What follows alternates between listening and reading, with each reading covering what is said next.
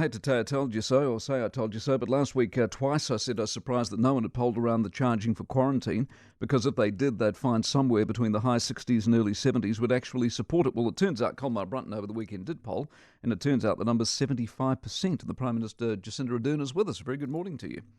Good morning, Mike. Wackiest policy I've seen in a long time. It seems to please nobody. Why did you go with it? Oh, well, ultimately, New Zealanders want people to be charged, and we are. But they're not. We've just drawn a distinction, Mike, from the different circumstances that cause people to travel. So basically, if you're here, you're safe, you're in New Zealand, and you're making a choice to leave, yes, you should pay for that. But if you find yourself, if you're offshore and you, for no fault of your own, find yourself in circumstances where you need to come home, then you can come home. We draw a distinction, though, if you're coming here for a holiday. So basically, it's just looking at people's circumstances. The thing I'd just add to this, Mike, is that when we looked at charging, and we went in with a very open mind about how it would apply, we got a range of advice, including legal advice, over what we could be challenged for. And if we create a barrier to coming back for good to someone's legal place of residence, that did carry some high legal risk. So those are the kinds of things that we had to factor in making. Well, you get around a loan system, don't you? Yeah, essentially what you would have to do to get around that would be create a range of exemptions and carve-outs. And so the question is, do you end up just in the place that we've ended up in anyway? I think what we've got is just a balanced approach. But the people of New Zealand disagree with you. Well, no, not necessarily. The poll that's been put out there, which you refer to, Mike, just asked the question, do you think people should be charged? But next to no one is. That's simply not true. We do know that there have been people who have been leaving out of choice. I think the number from memory is around 1,000. 1,000. So how many have come in? And then that's something I don't have that breakdown. Many that's thousands. Something that actually I do think we will increasingly see people who will make the decision not to come for a short period of time, particularly as we come into our summer, which is, I know from experience, when I was on my OE, you would come back for summer and perhaps go. No, I get all of that, but these people, yeah. I just don't understand. We don't have the $500 million that it's costing to do this until the end of this year, and then God knows what next year. That is why someone who comes home for a short period of time, anything less than 6 weeks, and you are charged. Yes, of course, but for those who come home longer, aren't. Yeah, but the majority of people aren't. Are people who are coming home to live. And that's, again, can we create a barrier here to say to someone who, through no fault of their own, might have gone overseas to live or to work for a period, lose their job, and have no choice but to come home to the only place that they're able to legally reside and draw support from? To charge them to do that does bring a whole range of risks and issues with it. All right. And so that's why we've landed on that. Why don't we quarantine like Australia? My daughter just left quarantine in Australia over the weekend. She didn't leave a room for 14 days, and they've had no problems. Why don't we do that? Well, we have, of course, in some parts of Australia, they don't mandatorily test either. So we do have some differences in our system. We require testing twice. In some parts, they aren't doing that. Yeah, but from the headlines you've got, the absconders, if you put people in their room and they stay there for 14 days, you don't get absconders. I don't know that would entirely be true, Mike. In those cases, of course, we have 6-foot fences. We have army, security, and police personnel.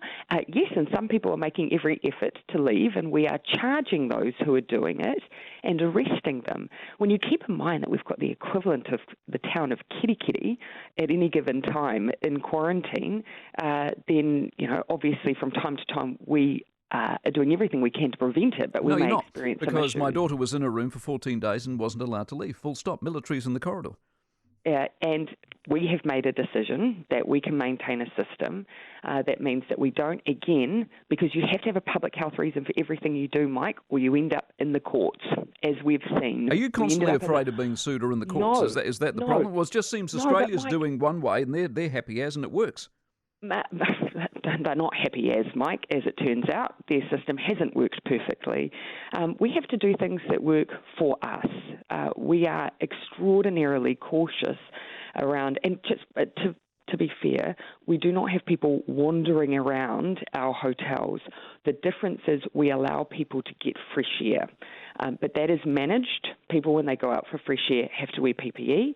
They're done in groups so that they're kept distanced from one another. They are supervised, and then they are brought back to the facility and back to their rooms. So it's not as if we have people wandering around. Right. That is a totally inaccurate portrayal. But our view is that for a 14-day period, we can manage people getting fresh air for short periods of time, and because there is a public health rationale for doing that as well, and that also lessens the risk that we could have our whole quarantine system brought into question. No one wants that. Do you have sympathy, or are you working on the idea that we need some labour into the country for the farmers who need to operate machinery that we don't have locals for, and the universities who are desperate to get foreign students back and who claim to have a plan, but you're not listening? So for the foreign students, I'll break it into two. For the foreign students, we have said that we are working with those institutions around the next academic year. We've said, look, for certainty, it just will not be this academic year, so we're looking to the next. What they're asking for is the ability to quarantine themselves, and you can understand why we just need to take a bit of time to work through that. So we are. But you're not against that?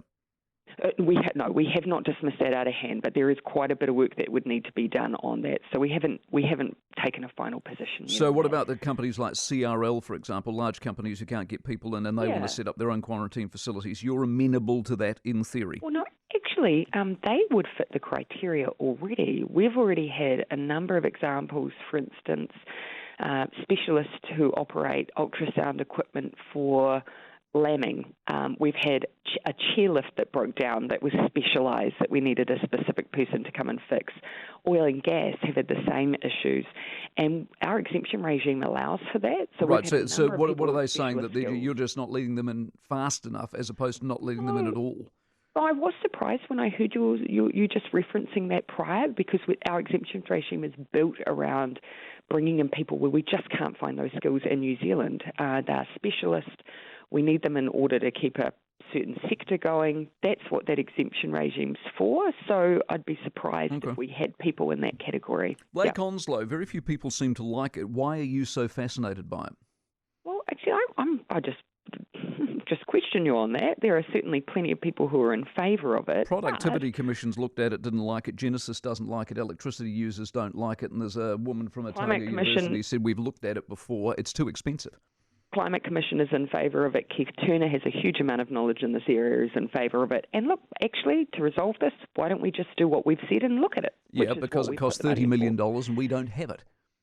Ultimately, the idea of pumped hydro, though, is the kind of thing that we need to get over. The dry years...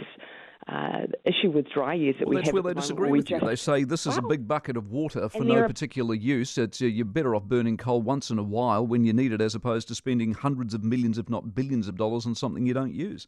And there are plenty of other knowledgeable perspectives that take a different view. So why don't we look at it? Because we don't have the money, and we already have, and we've decided it didn't work.